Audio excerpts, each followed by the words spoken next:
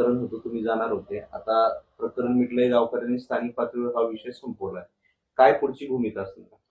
नाही, चांगलं झालं की आपल्या आपल्यातला वाद मिटला. शेवटी छत्रपतीचा सन्मान करणं ही आपली सगळ्यांची जबाबदारी आहे.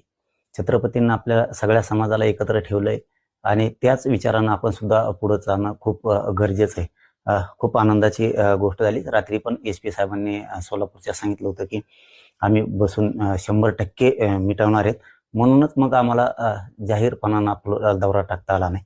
परंतु कौतुक करतो मी सगळ्यांचं की पुढचे होणारा मोठा वाद ह्यो टळलाय. आता याच्या पाठीमागं कोण होतं, काय होतं हे पोलीस प्रशासनानं शोधून काढलं पाहिजे. परंतु खूप चांगलं झालं की हा वाद मिटलाय. दोन्ही बांधव धनगर आणि मराठा गुन्ह्या गोविंदांनी गावात नांदतील.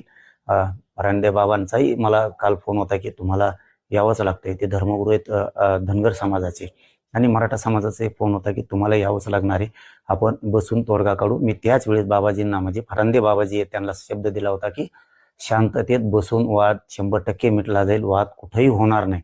ते काय आता असते 4-2 असते, ते हुल्लडबाजी करतात, इकडचे 4-2 तिकडचे 4-2.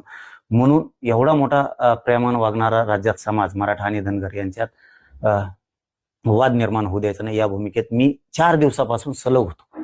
आणि ते खूप चांगलं झालं की तो वाद मिटला. पण ते लक्ष्मण हाके, म्हणजे हा वाद आधीच मिटला असता, गावाचा विषय होता. ते तिथं जाऊन आंदोलन करत होते, काल पोलिसांच्या अंगावर गेले. त्याचं सोडून विचारा काय जाऊन तिकडे. आता तुम्ही तिकडे जाणार आहे की नाही? काल तुम्ही ठरवलं होतं बाबा जाणार. नाही, आता मिटलं म्हणल्याच्या नंतर चांगलं झालं ना, आता काय जाण्याची आवश्यकता नाहीये.